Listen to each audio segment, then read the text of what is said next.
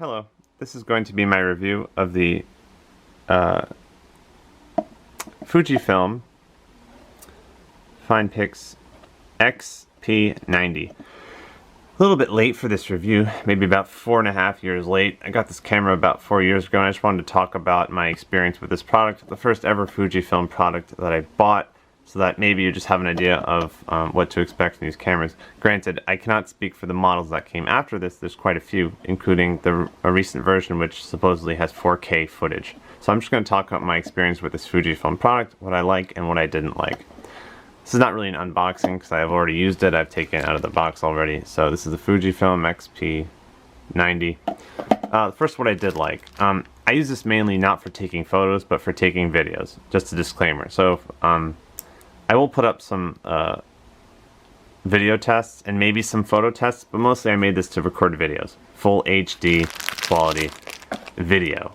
That's what I buy a lot of these point and shoot cameras for. They're cheap, maybe between $200 and $300 usually for a point and shoot camera, and they will typically record full HD video, 1080p resolution, which is very good. And for a $200 to $300 camera, from going around and making a lot of videos,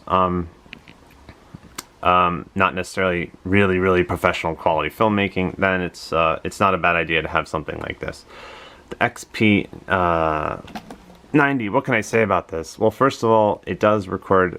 Again, these are just my opinions, my own experience. I'm not making a guarantee or anything. This is just my opinion. I did like the video quality on this camera. I thought it was very good.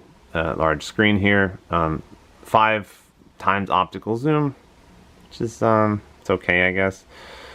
And of course, it's very rugged. So a few times I was making videos on vacation and it started drizzling. One of the selling points of this is that it's supposedly waterproof. I don't put these in the water. I don't fully submerge them because I'm afraid that there will be that water might get in. So I'm afraid of that. So this is more like I would use this, take this camera if it starts drizzling, maybe a little bit of rain, I won't be afraid that something will happen to the camera. So that's how I interpret the waterproof. For me, it's sort of like, as opposed to another camera that is not waterproof, I'll be okay in a light rain, light drizzle.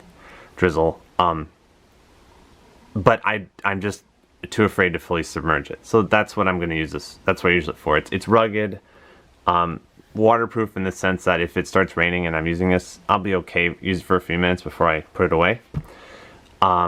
So that's good. I mean, it was very reliable when it was drizzling and I was making some videos. Very happy that I didn't have to put this away. Nothing was going to damage the lens, obviously, if it's just raining a little bit. Just my personal opinion, was good for that.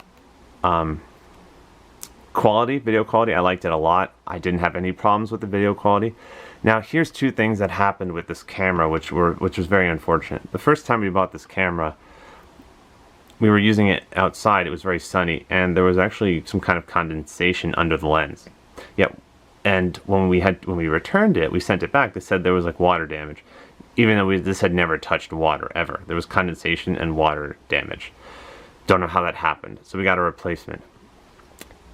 This is important. Listen, we got a replacement. They gave us a brand new battery. So we sent the camera back and we kept the battery. We kept the battery, which comes out. They gave us a new battery. Both batteries for this camera, after we used it for a few hours, the batteries started to be terrible. The batteries that came with this camera. We bought it, got a battery, took it out, returned it. They sent us back a brand new camera with a new battery. So we had 2 batteries that could come out. Both of them didn't do well at all, and not very good battery life, especially compared to the Canon cameras I have and the Nikon cameras. So the battery life on this, unfortunately, is not very good from my own experience. Don't forget, I'm not speaking for your experience or other people's experiences.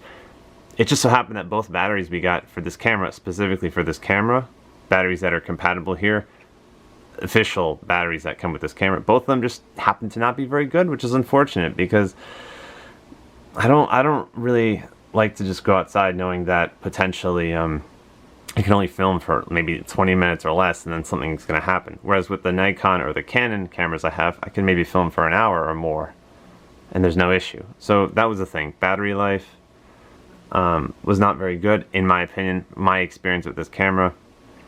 And of course the first one had some water damage, which don't know how that happened. The second one, this is the one they sent us, we returned the first one. This is fine. No big deal. No water damage, no more water damage, no more condensation. However, the battery life was just something that was just, it was tough because both of the batteries we just happened to get didn't do very well. It would record for 20 minutes and then it would just, the battery would be dead. Compared to the Nikon and Canon cameras that I have, which were considerably better in terms of battery life. So the Fujifilm XP90, which one of its selling points is that it's a rugged, supposedly a rugged camera, which is waterproof. I don't want to fully submerge this. The quality, the video quality, I found it to be very, very good, very clear, and very smooth. That I did like. So in terms of a video making device, it's fine. This was fine. Maybe your battery is better. Video quality was good. And I got this for around $150. It was a good sale, I think. So that's all I have to say about the Fujifilm FinePix XP90.